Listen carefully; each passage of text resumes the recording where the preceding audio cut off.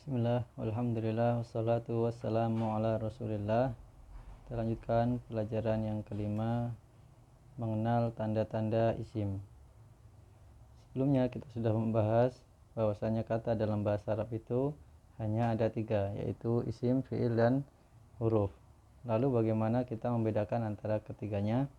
Maka ulama nahwu telah menyebutkan ada beberapa tanda isim yang dengan tanda-tanda tersebut kita dapat membedakan antara isim dengan selainnya, yaitu fiil dan huruf. Dan dikarenakan buku ini penyusun tujukan untuk para pemula, maka dalam kesempatan ini penyusun hanya akan menyebutkan 3 tanda saja. Tanda yang pertama adalah tanwin, yaitu dhammahtain, fathahtain ataupun kasrotain, an, in, un.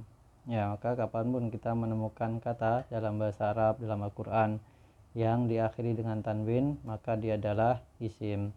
Contohnya ma'hadun, pesantren, madrasatun, sekolah, ghurfatun, kamar, masjidun, masjid, qalamun, pena.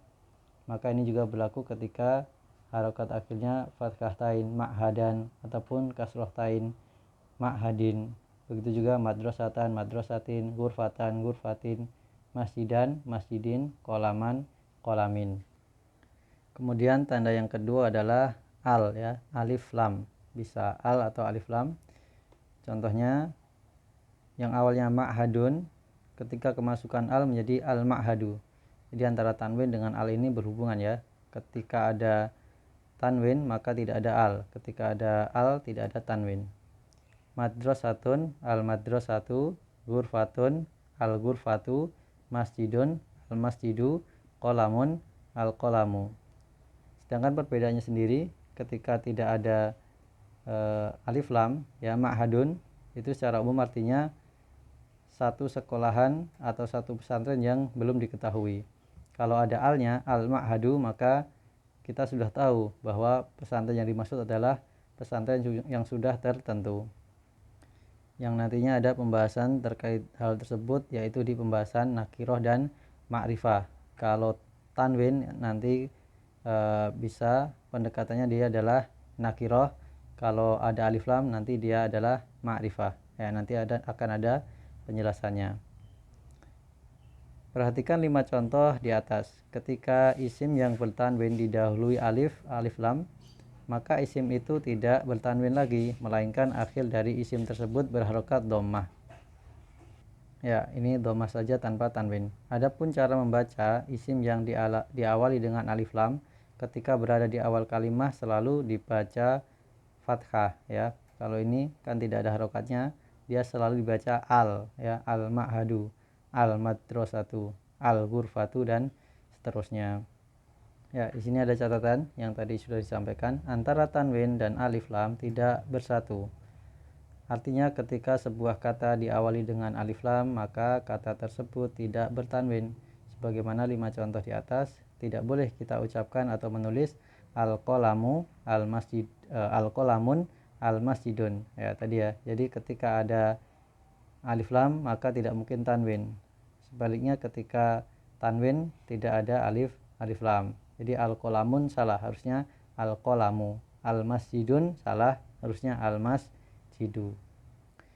Kemudian tanda yang ketiga adalah didahului huruf jar. Nah, ini istilah baru, ya, huruf jar. Kita hafalkan ada istilah namanya huruf jar. Apa itu huruf jar? Huruf jar adalah huruf yang menjadikan harokat akhir dari sebuah isim menjadi khofat atau gampangnya kasroh, yaitu kasroh atau tanwin kasroh, kasrotain. Perlu diketahui bahwa huruf jar tidak masuk kepada fiil, ya. Huruf jar tidak masuk kepada fiil, maka dia menjadi ciri buat isim, ya, dimana ketika ada kata didahului oleh huruf jar maka dia adalah isim.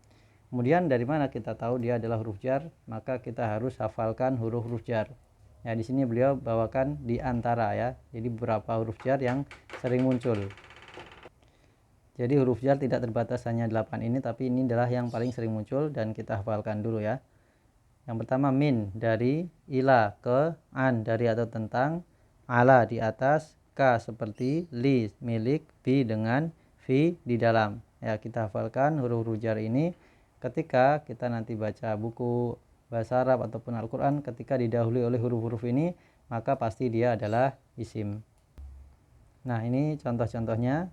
Alal maktabi, ala di atas, al maktabi meja. Ya, kita perhatikan al maktabi di sini selain diawali dengan alif lam, dia juga didahului oleh huruf jar ala, maka al maktabi pasti isim. Yang awalnya al maktabu, ketika masuk alam jadi al maktabi. Nah, ini adalah fungsi dari huruf jar tadi, mengkasrohkan isim setelahnya. An Muhammadin, dari Muhammad.